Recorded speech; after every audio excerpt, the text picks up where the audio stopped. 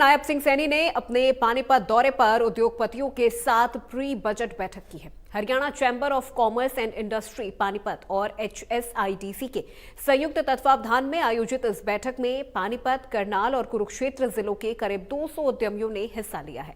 बैठक का मुख्य उद्देश्य हरियाणा विजन 2047 को लेकर सुझाव एकत्र करना और राज्य को भविष्य के लिए तैयार करना रहा। बैठक को प्री बजट मंथन के रूप में आयोजित किया गया, जिसमें उद्योग, रोजगार, निवेश और आधारभूत ढांचे पर जुड़े हुए मुद्दों पर चर्चा हुई है।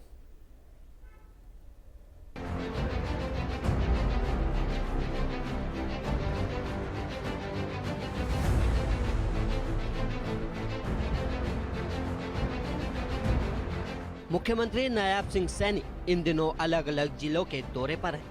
इस दौरान मुख्यमंत्री नायब सिंह सैनी अलग अलग वर्गों के लोगों से बातचीत कर उनसे हरियाणा सरकार के आगामी बजट 2026-27 के लिए सुझाव ले रहे हैं। मुख्यमंत्री नायब सिंह सैनी का कहना है कि ये बजट जनता की भलाई में इस्तेमाल किया जाएगा, तो ये जनता को सुनिश्चित करना चाहिए कि बजट में उन्हें क्या प्रावधान चाहिए। इसी कड़ी में मुख्यमंत्री ने पानीपत में उद्योगपतियों के साथ बजट पर मंथन किया। इस चर्चा में 200 से ज्यादा उद्यमी शामिल हुए। सभी ने अपने विचार मुख्यमंत्री के सामने साझा किए।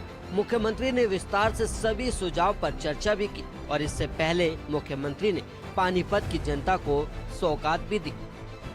अंतर्राष्ट्रीय स्तर के टेक्सटाइल संस्थान का निर्माण, 10 एकड़ जमीन में संस्थान होगा विकसित, अंतर्राष्ट्रीय स्तर की तकनीक होगी उपलब्ध, अंतर्राष्ट्रीय स्तर पर खरा उतरेगा संस्थान, हरियाणा आत्मनिर्भर टेक्सटाइल पॉलिसी की अवधि बढ़ाई, 18 दिसंबर 2026 तक बढ़ाई पॉलिसी।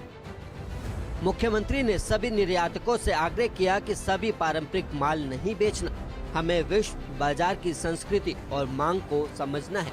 पानीपत का कपड़ा जब यूरोप या अमेरिका जाए तो उस पर लिखा मेड इन इंडिया और मेड इन हरियाणा दुनिया के लिए गुणवत्ता की गारंटी बन जाए।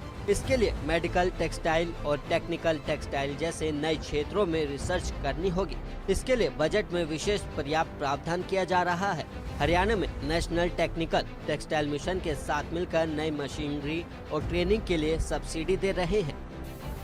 बजट पूर्व परामर्श, क्योंकि कई बार आप लोग भी इस बात की चर्चा करते थे, बोलते थे कि ये बजट ये सरकार का बजट है, परंतु साथियों ये 7वां हमारा पूर्व परामर्श, ये बजट 7वां बजट है और इसमें आप सबसे सुझाव लेकर के इसमें शामिल करते हैं। और हमारी सरकार की सोच है, आदरणीय नरेंद्र मोदी जी के नेतृत्व में, ये बजट ये सरकार का बजट नहीं, ये जनता का बजट होना चाहिए, जिनके लिए ये बजट बन रहा है। साथियों, देश के यशस्वी प्रधानमंत्री आदरणीय नरेंद्र मोदी जी ने टेक्सटाइल सेक्टर के लिए 5F की भी बात उन्होंने उसका मंत्र दिया था, वो भी शायद हम सब जानते हैं, और जिसका अर्थ था 5F का कि फर्म टू फाइबर और फाइबर टू फैक्ट्री और factory to fashion, fashion to form. ये आदरणीय प्रधानमंत्री जी ने अपने 5F के जो मंत्र दिया था, उन्होंने कहा था। साथियों, हम हरियाणा में इसी 5F के ऊपर हमारा जो सरकार का विजन है उसको साकार करने के लिए हमारी सरकार प्रतिबद्ध है। साथियों, मुझे आपको यह बताते हुए भी ये खुशी हो रही है कि हमने हरियाणा आत्मनिर्भर टेक्सटाइल पॉलिसी की अवधि 1 वर्ष के लिए बढ़ाई है।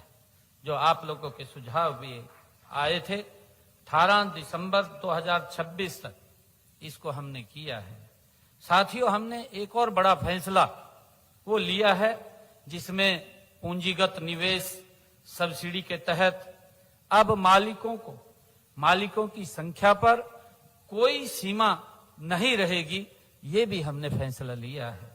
साथियों, हम सब जानते हैं कि अब जितने भी योग्य उद्यमी आएंगे, सरकार उन सब की मदद करेगी।